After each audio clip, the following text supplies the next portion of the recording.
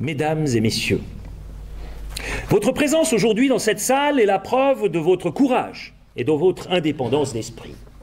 Car dès ce jour, on vous traitera d'extrémistes, de droite, de fascistes, de réactionnaires, d'imbéciles et d'esprits obtus.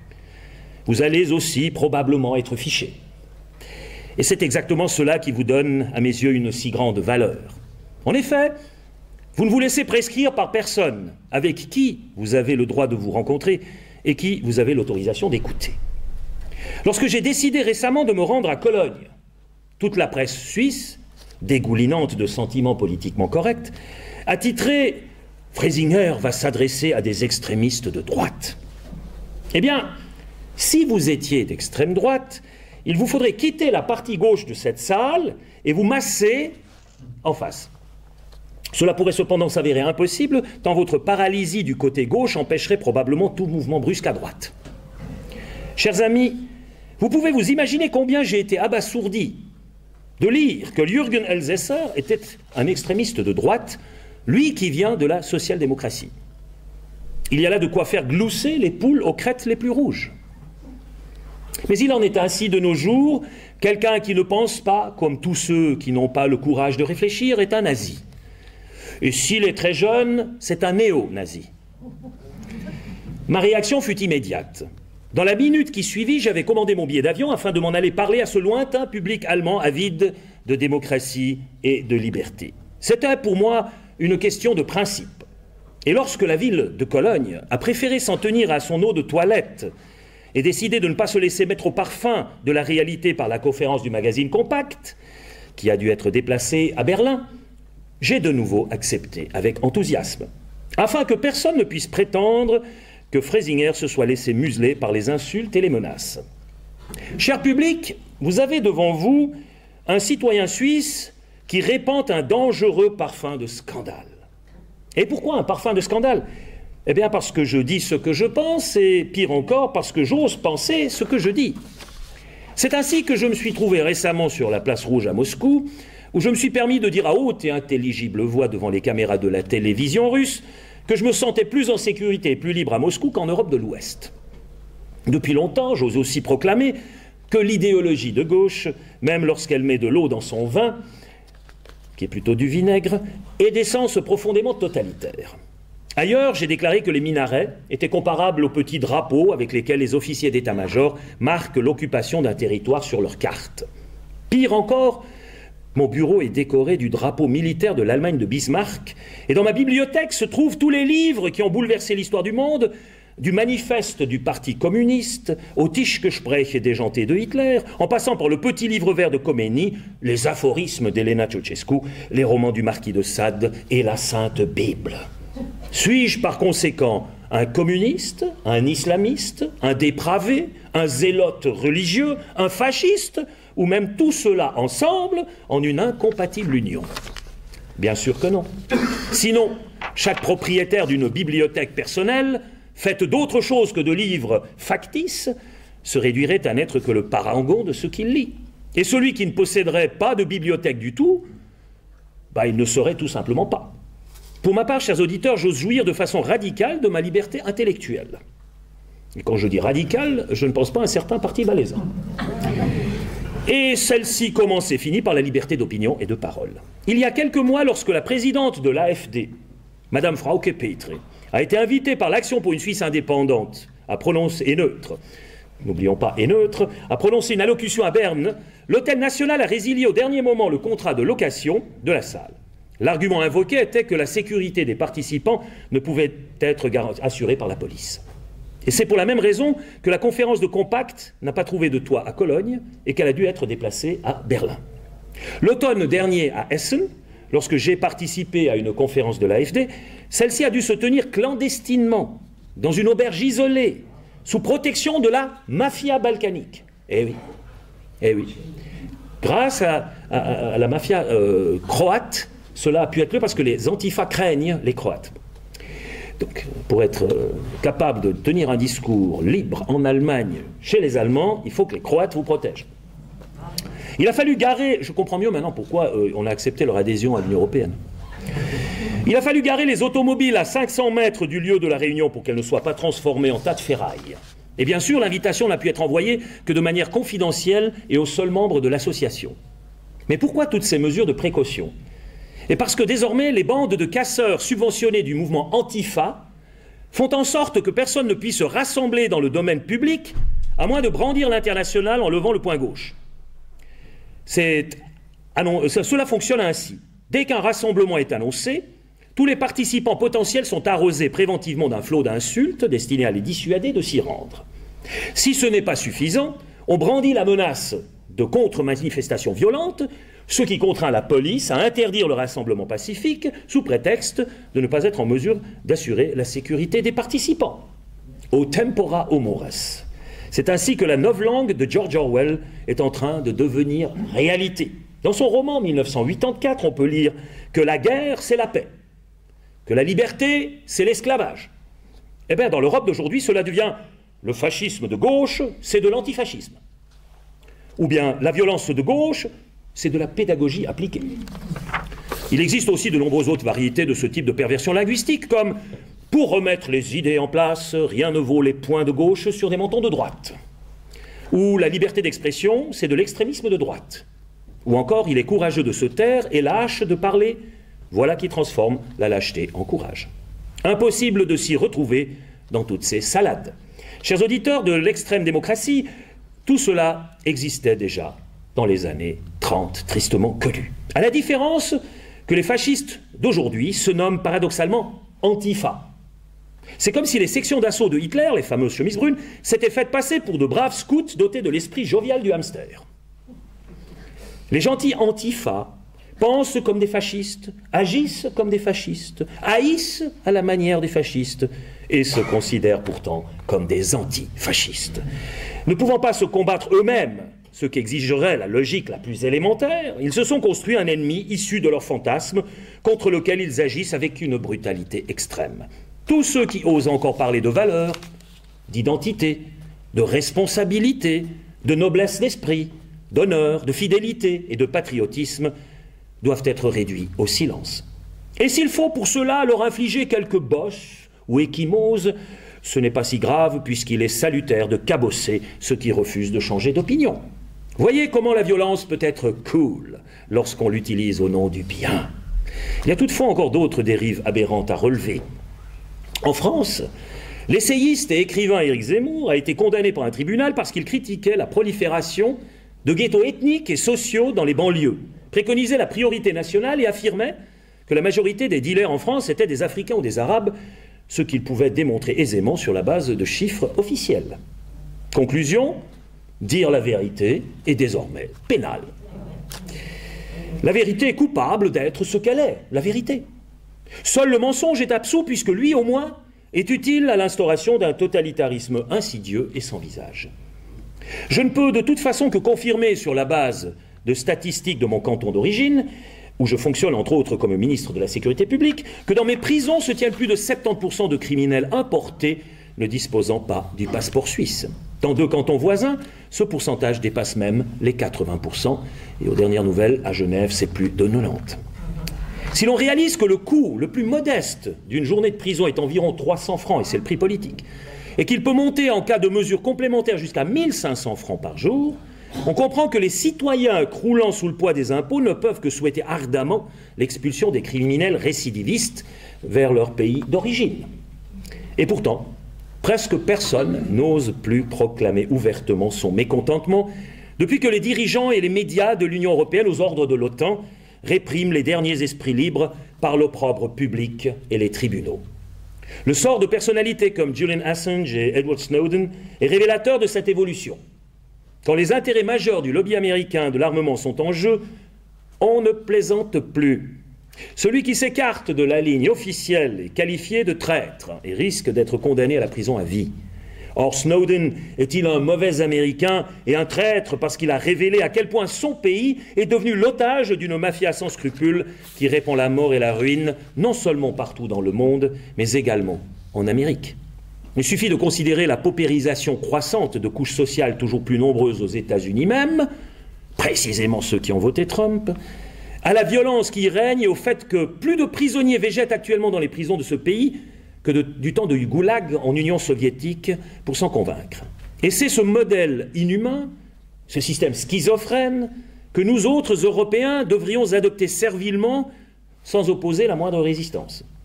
Nous faut-il, en bon laquais du lobby des armes américains, continuer d'accepter la mise sous coupe réglée de nos banques et la déstabilisation de notre société par l'invasion massive venant du Sud, organisée sciemment par les satrapes de l'OTAN? Devons-nous fermer les yeux sur la façon dont nos traditions sont systématiquement bafouées, nos institutions sociales pillées et notre sécurité sacrifiée? Je réponds avec force et conviction qu'il est temps de réagir, qu'il faut stopper ce cercle vicieux de la décadence. Et je suis prêt à en payer le prix, bien que la vérité n'ait pas de prix. En tout cas, pas d'autre prix que toutes les brimades que moi et ma famille avons dû subir durant de nombreuses années, comme l'incendie criminel de ma maison, les pires injures et diffamations, les crachats au visage et le harcèlement moral continuel. Même en Suisse, où l'on peut pourtant, heureusement, encore devenir ministre si l'on est capable de résister aux pressions. Or, si une telle chose est possible, c'est parce qu'en Suisse, c'est le peuple qui élit les membres des gouvernements cantonaux et qui l'élit parfois de manière surprenante, un énergumène à queue de cheval qui ose encore dire ce qu'il pense et se permet de dénoncer les mensonges de certaines élites dévoyées. La masse silencieuse le soutient, cet énergumène, parce qu'il exprime ouvertement ce que le simple citoyen n'ose même plus penser, de peur de penser trop fort, ou alors seulement sous la couette, comme s'il écoutait Radio Londres du temps d'Hitler. La vérité, c'est que l'Union européenne est une construction de l'esprit, une concrétisation du Gestell de Heidegger, un dispositif bureaucratique et centralisateur qui, malgré ses directives et ses interdictions, son pharisianisme, son éloignement de la réalité, ses préjugés idéologiques, ne rend en aucun cas ses citoyens meilleurs, comme la plupart des médias le prétendent. Au contraire, ce système a pour but de les déshumaniser et d'en faire des sujets dociles d'un Brave New World dans lequel ils se dissolvent collectivement en tant qu'individus. Tous ceux qui ne veulent pas prendre connaissance de cette réalité préfèrent se laisser séduire par une belle et trompeuse façade plutôt que de plonger courageusement dans le fameux terrier du lapin blanc d'Alice au pays des merveilles. Ils se contentent du petit écran dans leur salon au lieu de jouer le rôle principal dans la réalité de leur vie vécue. D'ailleurs, en ce qui concerne la vérité, la chose n'est pas si simple. Les gens aiment répéter qu'ils sont pour la vérité. Tout le monde est pour la vérité, mais très peu la supportent. D'où la réceptivité des gens pour des informations mensongères bien présentées. Il ne faut donc pas s'étonner que Trump trompette des choses qu'il ne pense pas vraiment, et qu'Hillary taise prudemment ce qui pourrait en dire long et remplir bien des volumes. Il s'agit en effet uniquement de cultiver l'apparence, de produire du spectacle, et d'agiter les paillettes scintillantes d'un déguisement trompeur jusqu'à ce que la vérité soit broyée par ce moulin de superficialité jusqu'à n'être plus que poussière. En ce qui concerne Hollande, on ne sait pas s'il lui arrive de raisonner, car personne n'est en mesure de changer d'avis aussi rapidement sans remettre en question la pensée elle-même. Prétendre simultanément que Poutine est un dangereux criminel qui devrait être traduit devant un tribunal international et un partenaire avec lequel il faut absolument traiter requiert un cerveau particulièrement entraîné à pousser le paradoxe jusqu'à l'absurde. Mesdames et messieurs, plusieurs siècles avant notre ère, une étincelle libératrice traversa le ciel de la Grèce. Socrate était son messager et le Logos son nom. Cette étincelle engendra une première expérience démocratique et ouvrit la porte à une libération totale de la conscience universelle. Plus tard, s'y joignit le Verbe qui s'est fait chair. Les deux, ensemble, donnèrent naissance à l'extraordinaire aventure civilisatrice dont nous sommes les héritiers. Je concède volontiers que de graves fautes ont été commises au cours de la longue histoire de l'Europe, et qu'il y a eu de tout temps des guerres, des génocides et des débâcles financiers. Pourtant, cette étincelle ne s'éteignit jamais, ni sur la Somme, ni à Verdun, ni à Stalingrad ou à Auschwitz, et pas non plus dans l'enfer de Dresde, à Katyn ou dans le ventre du Wilhelm Gustloff. Les incendies et les raz-de-marée occasionnés par l'homme s'en vinrent et repartirent, mais l'étincelle continua de danser sur les eaux et dans le ciel occidental, malgré les terribles égarements humains. Elle forgea en même temps notre volonté prométhéenne de prendre en main notre propre destin et d'instituer en notre qualité de Dieu douloureux et contaminé, comme l'écrit si bien le poète Gottfried Benn, une toute nouvelle conception de la vie en commun. Dans la Grèce antique, cette étincelle ne jaillit pas seulement dans l'esprit de Socrate, mais également chez Sophocle. Elle se révèle à nous dans la furieuse querelle entre Antigone et Créon, cette homérique confrontation entre la démesure, l'hybris du demi-dieu Créon et les lois tacites immémoriales d'Antigone auxquelles nous devons notre humanité.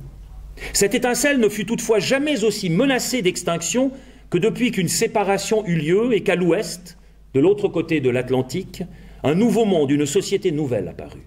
Un monde à part, pubertaire, juvénile, dynamique et brutal, dans lequel l'hybris de Créon est seul à mener le jeu.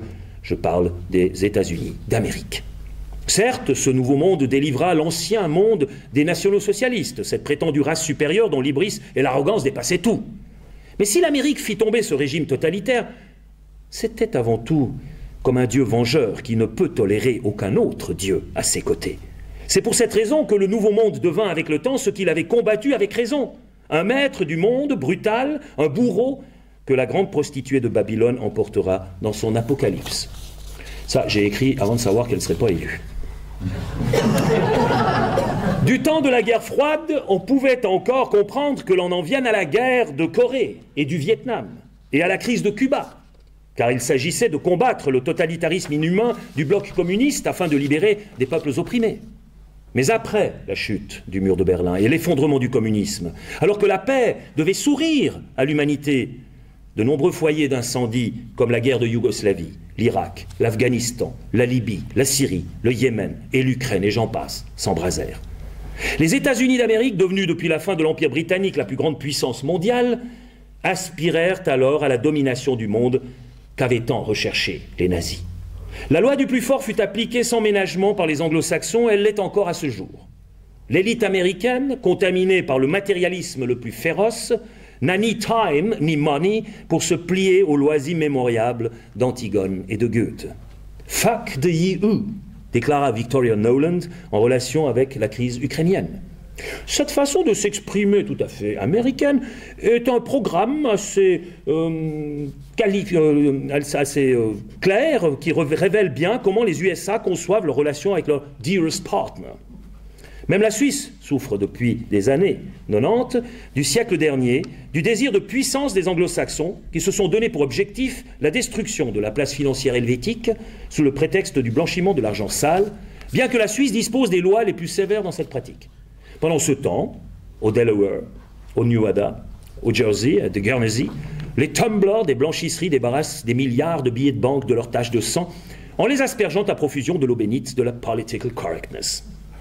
Depuis la fin de la Deuxième Guerre mondiale, les États-Unis d'Amérique arrosent de nombreux pays de leurs bombes, exécutent des milliers d'adversaires à l'aide de leurs drones, à la manière de vulgaires tueurs à gages, sans se salir les mains et sans aucun risque, espionnent leurs prétendus alliés et les font chanter, fabriquent des monstres comme Al-Qaïda et l'État islamique, qu'ils noient ensuite dans le sang, et mettent au pouvoir des islamistes comme en Égypte pour les renverser à nouveau dès qu'ils tentent d'échapper à leur contrôle. Ils prétendent être les gendarmes du monde et ne font pourtant que créer le chaos, car leurs actes ne sont pas destinés à rendre service à l'humanité, mais à la réduire à l'esclavage.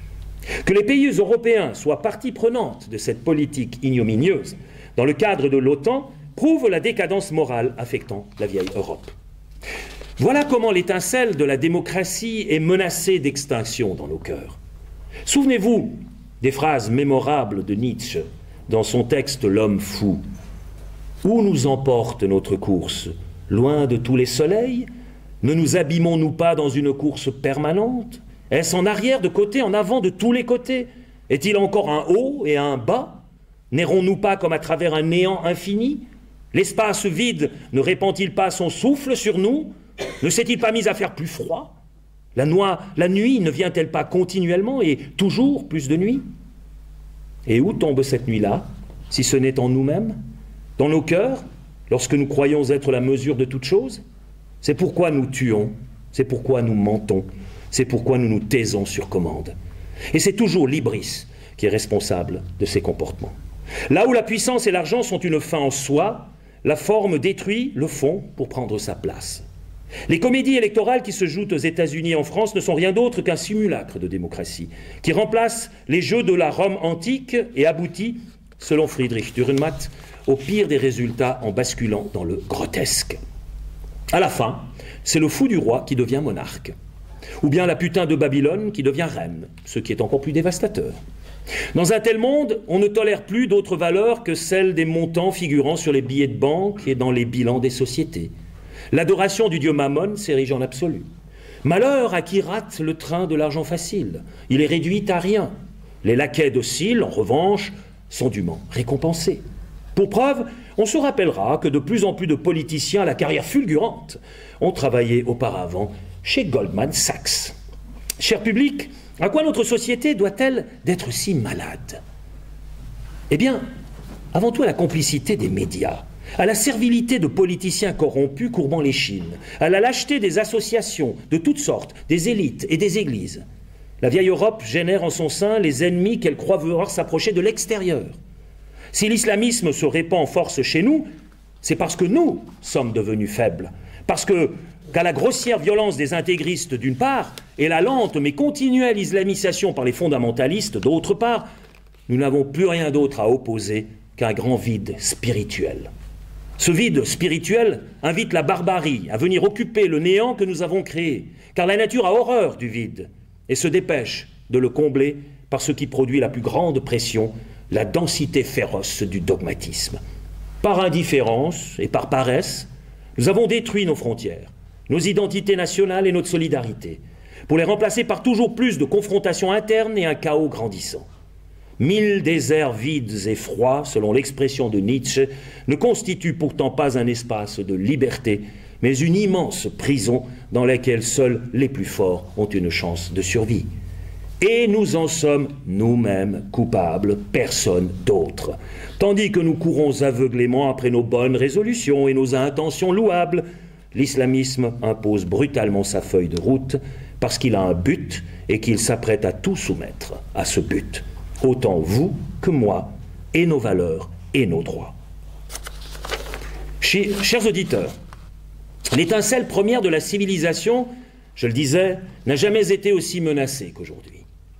Nous pouvons jouer ici les Cassandres tant que nous voulons, nous avons beau mettre en garde notre civilisation contre le cheval de Troie, l'Europe tombera si nous ne nous prenons pas en main, si nous ne commençons pas par ce que personne ne peut faire à notre place, balayer devant notre propre porte.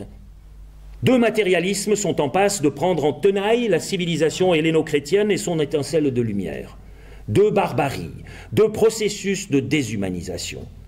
L'abolition de l'homme, annoncée par C.S. Lewis, poursuit inexorablement sa marche, tandis que nous restons paralysés comme la souris devant le serpent.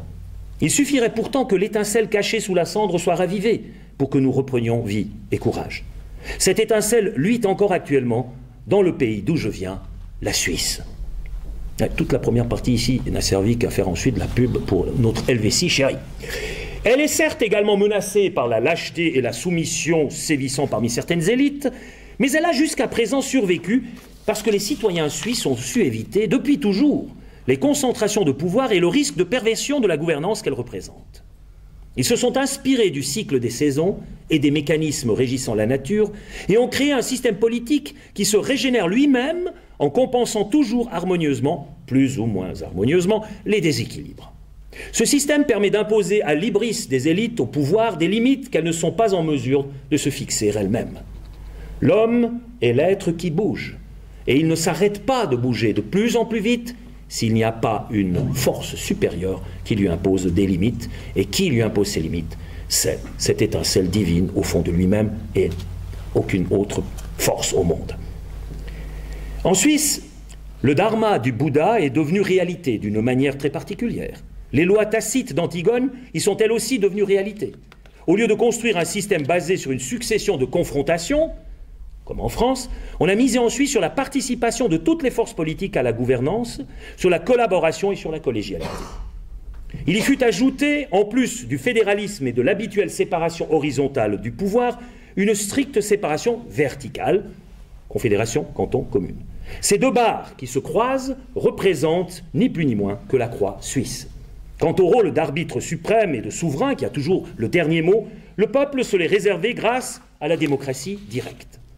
La paix sociale est ainsi garantie en Suisse, car les citoyens appelés à participer aux prises de décision s'identifient entièrement à l'appareil de l'État dont ils constituent le pilier essentiel. Les députés de notre Parlement de milice restent proches de leurs concitoyens, de même que les soldats de notre armée de milice s'engagent personnellement pour la sécurité de notre pays. Être élu, servir et s'en aller, voilà la quintessence d'une carrière politique en Suisse. En France, avoir Fabius, ça ne fonctionne pas comme ça. Les citoyens helvétiques ne sont pas meilleurs ou plus intelligents que ceux d'autres pays, mais ils ont su compenser par leur propre faiblesse, su compenser leurs propres faiblesses par des règles qu'ils ont définies eux-mêmes. Ils ont aussi su réfréner leur soif de pouvoir et construire une organisation collective fixant des devoirs à chaque citoyen, tout en lui accordant des droits étendus sans que l'individualité de chacun soit brimée ou devienne écrasante pour les autres. Revenons rapidement sur le différend entre Antigone et Créon et sur la dépouille de Polynice, le frère d'Antigone, pourrissant sous les murailles de Thèbes. Créon, son orgueil démesuré, aimerait voir ce cadavre se décomposer et être dévoré par les chacals. Antigone, de son côté, se référant aux lois immuables du dieu Zeus qu'elle porte en elle, veut à tout prix inhumer le cadavre de son frère. C'est sur ce cadavre, qui sera suivi bien plus tard par celui du crucifié, que s'est bâtie notre civilisation, et en particulier la démocratie suisse. Comment, allez-vous vous exclamer, mais comment notre civilisation serait construite sur deux cadavres? Pas sur les cadavres eux-mêmes, mais sur leur inhumation. Car l'inhumation des morts implique le pardon et le renouveau. Aussi longtemps que le cadavre de Polynice se décompose au soleil, la pourriture subsiste dans le cœur des vivants et de la société. Le principe de mort émanant du cadavre se répand aussi sur le monde des vivants. C'est à cause de cela que meurt Émone, le fils de Créon, et Antigone à la fin de la tragédie de Sophocle. L'inhumation des morts, particulièrement la mise au tombeau du Rédempteur, signifie également une ouverture sur l'éternité. Sans le vendredi saint, pas de Pâques. Sans inhumation, pas de renouveau ici-bas, ni de vie éternelle dans l'au-delà.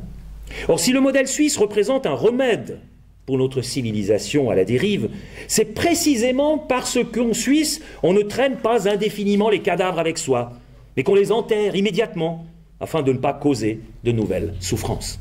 La Suisse est le modèle de référence de l'ars vivendi, de l'art de vivre. L'islam, par contre, est un ars moriendi, un art de la mort. On y tue et on y périt sans cesse de mort brutale, parce que les crimes d'honneur et la vendetta sont des éléments constitutifs de sa vision du monde. Voilà pourquoi le monde islamique ne trouve jamais de repos. Voilà pourquoi il y aura toujours des attentats suicides dont les victimes sont en grande majorité, je le concède, les musulmans eux-mêmes. Pour ce qui concerne notre propre monde prétendument moderne, c'est-à-dire athée et matérialiste, la situation n'est guère plus reluisante. Il y est seulement de plus en plus difficile de constater une différence entre la vie et la mort dès lors que les morts vivants sont en train de prendre le dessus. C'est d'ailleurs ce que disait Murray: chers djihadistes, vous ne pouvez nous vaincre car nous sommes plus morts que vous. Il y aurait pourtant une troisième voie entre le nihilisme occidental grandissant qui relativise toutes les valeurs et le dogmatisme étroit des islamistes. Paradoxalement, c'est la Russie d'aujourd'hui qui semble nous montrer le chemin, elle qui ne fait pas seulement contrepoids aux USA parce qu'elle représente une grande puissance concurrente, non, mais parce que sa démarche sociétale est de plus en plus en accord avec le dharma et qu'elle oppose à l'hybris des anglo-saxons l'humilité du monde orthodoxe. La Russie se défend actuellement avec passablement de succès, il faut l'avouer, contre la politique d'expansion destructrice de l'hybris américaine. Si elle devait être vaincue, croyez-moi, cela sonnerait le glas de notre civilisation. Une civilisation qui nous a appris à transcender nos instincts bestiaux et à nous élever au-dessus de nous-mêmes. Une civilisation qui a fourni des réalisations remarquables, aussi bien dans le domaine technique que dans le domaine artistique. Songeons aux 3 tentations du Christ dans le désert. Lorsque le diable l'enlève et le transporte sur une montagne, il y a d'abord la tentation économique, transformer les pierres en pain. La tentation technologique, sauter dans le vide et être sauvé par des anges. Et la tentation politique, se prosterner devant le diable pour devenir maître du monde. Le Christ résiste à toutes les 3, car son pouvoir est autre. Devant lui, les plus belles fleurs rhétoriques du démon se fanent. Or, ces 3 tentations sont précisément les hérésies actuelles auxquelles la société européenne moderne a succombé. Notre croyance en la toute-puissance de l'économie et de la technologie, en combinaison avec notre soumission à une concentration de pouvoir se suffisant à lui-même, nous mène vers l'esclavage et la déshumanisation. Ce qui nous attend, c'est une existence passive au service de demi-dieux autoproclamés qui, à mesure qu'ils croient soumettre la nature, deviennent ses esclaves, comme C.S. Lewis l'a très justement décrit dans son essai « The Abolition of Man ». La liberté que nous apporte le Christ est tout autre. Elle ne connaît pas de frontières et ne pose pas de conditions. Elle est créatrice d'harmonie et se fonde respectueusement sur les enseignements de la nature. Elle ne fleurit nulle part ailleurs que dans le cœur aimant des hommes. À force d'être usés par un usage inapproprié, les concepts de liberté, d'égalité et de fraternité s'avèrent eux aussi incapables de se substituer à un cœur aimant sans réserve. En effet, la liberté sans amour du prochain dénature la fraternité par l'individualisme et le matérialisme et corrompt l'égalité par l'envie et la jalousie. Pour que notre humanité ne soit pas prise en tenaille entre deux extrêmes, entre deux matérialismes, nous devons revenir à nos valeurs essentielles et combler le vide qui s'est formé dans nos cœurs. Thucydide, lui aussi un penseur de la Grèce antique, nous fait savoir par-delà les siècles que la force d'une cité ne réside ni dans ses murs, ni dans ses navires de guerre, mais dans le caractère de ses habitants. Or, ce n'est pas faire preuve de caractère que de vouloir plaire à tout le monde, de s'incliner devant les puissants et d'accepter que n'importe quel comportement déviant puisse devenir la norme. Avoir du caractère, c'est résister à la superficialité, à la facilité, à la vulgarité. C'est ne pas se considérer comme des dieux, simplement parce que nous avons fait tomber le Dieu de nos pères de son socle.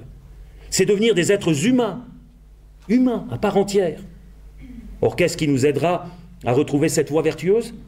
Ce sont les lois tacites, immémoriales en nous. C'est ce fameux Zeus en nous dont parle Antigone. C'est l'étincelle d'éternité cachée au plus profond de notre âme et qui pourtant la dépasse infiniment. Seule cette étincelle divine nous rend vraiment libres parce qu'elle échappe à tout contrôle et qu'elle ne dépend ni du temps ni de l'espace. Au lieu de chercher à dominer la nature, il vaut bien mieux la considérer comme l'ont fait les Suisses, la considérer comme un partenaire, comme le giron fertile dont nous sommes issus et qui reflète notre identité depuis que nous sommes sur cette terre. Et nous y retournerons à cette terre. Nous devons renoncer à tout vouloir réaliser simplement parce que c'est techniquement possible, mais nous imposer nous-mêmes des limites. Il est techniquement possible de faire exploser cette planète, et si nous ne l'avons pas fait jusqu'à présent, c'est que nous nous sommes rendus compte des conséquences suicidaires d'un tel acte. Mais qui aura le pouvoir demain d'appuyer sur le bouton rouge? Un fou? Un inconscient? Un clown? Tout est malheureusement possible dans un monde où l'apparence se substitue au fait réel, où le discours fonde la réalité. Nous jouons sans cesse aux apprentis sorciers, soit parce que nous ne sentons pas personnellement concernés, soit parce que nous sommes trop lâches et trop paresseux pour réagir. Pour éviter que l'horreur sans fin aboutisse à une fin dans l'horreur, nous n'avons pas besoin de nous réinventer en tant qu'êtres humains. Il suffit que nous restions ou redevenions nous-mêmes. Pour cela, nous devons retourner à nos racines, à nos traditions, à nos valeurs. L'école doit de nouveau enseigner aux enfants le sens de l'histoire. Et cela n'est possible que si nous leur transmettons les instruments intellectuels qui leur permettront de bien comprendre les événements historiques. Il faut leur réapprendre à maîtriser les richesses et les subtilités de leur langue, afin qu'ils disposent d'un instrument efficace pour exercer leur sens critique. Une bonne maîtrise du verbe ne résout certes pas tous les problèmes existentiels, mais elle fait de nous des êtres humains. N'oubliez pas, au commencement était le Verbe, et il s'est fait chair dans chacun d'entre nous par la grâce d'une étincelle qui ne s'éteint jamais. Où l'on ne prend pas soin du Verbe, la chair vive reprend le dessus et les bourreaux de l'humanité recommencent à aiguiser leurs couteaux.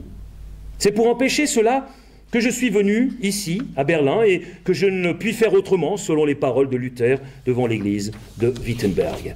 Chers auditeurs, permettez-moi, pour conclure mes propos, de formuler quelques thèses fondamentales. Elles sont au nombre de 7, chiffres sacrés, comme vous le savez. 1.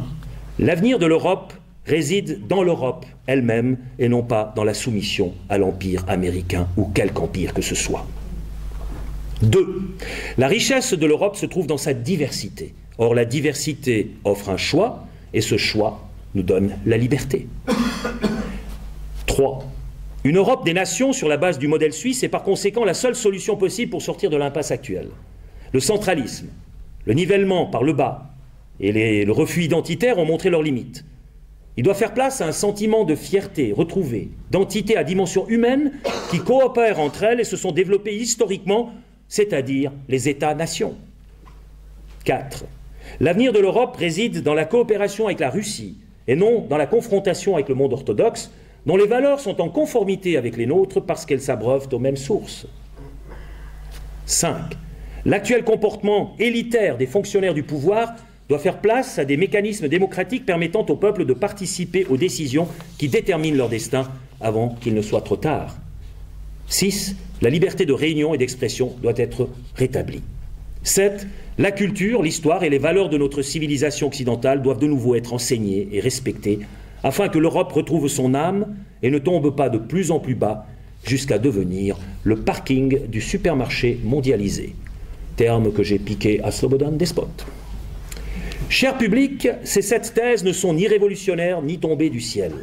Elles constituent tout simplement un retour aux valeurs intrinsèques de notre civilisation plurimillénaire.